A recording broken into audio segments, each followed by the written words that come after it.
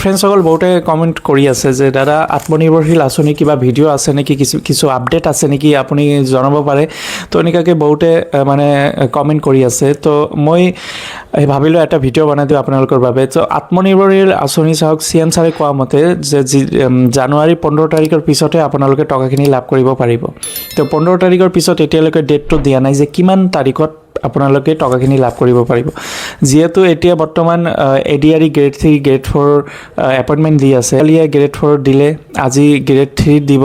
তো ফ্ৰেণ্ডসকল এতিয়া কামখিনি মানে কৰিব, আপোনালোকে কেইটামান দিন ৱেইট কৰক। গভৰ্ণমেণ্টে সকলোখিনি কৰি আছে। তাৰপিছত মহিলা উদ্যমতী আঁচনিৰ কামখিনিও কৰি আছে, সকলো ডিষ্ট্ৰিক্টতে 10,000 টকাকৈ দি আছে। তো এইটো কেইটামান দিন অকণমান সময় লাগিব, কাৰণ ভোটো আহি আছে।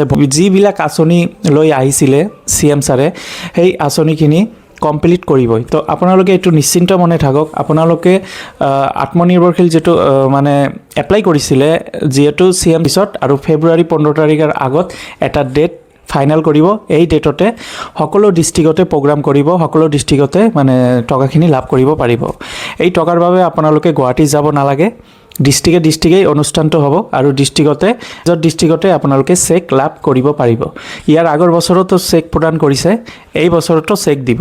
তো ফ্ৰেণ্ডসকল এইটোৱে কৈছোঁ যে আপোনালোকে ইমান মানে চিন্তা নকৰিব, আপোনালোকে টকা লাভ কৰিবই।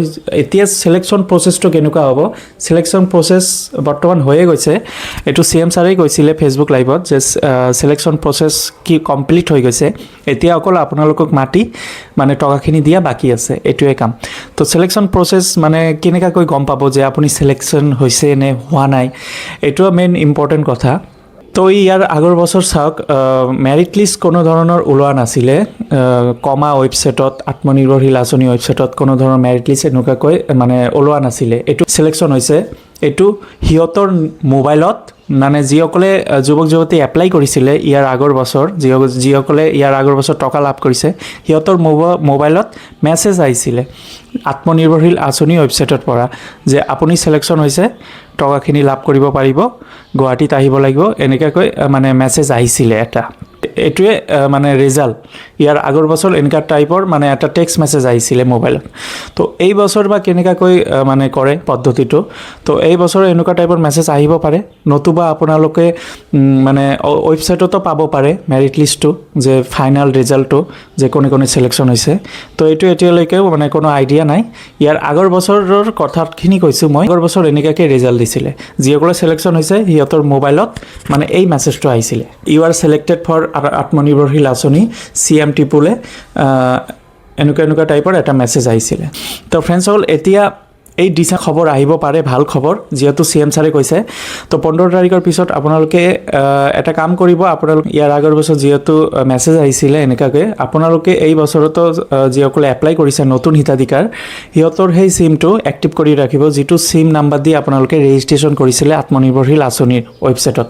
সেই চিম নাম্বাৰটো আপোনালোকে এক্টিভ কৰি ৰাখিব, যাতে আপোনালোকে যদি মেছেজ আহে আপোনালোকে যাতে গম পাই যায়।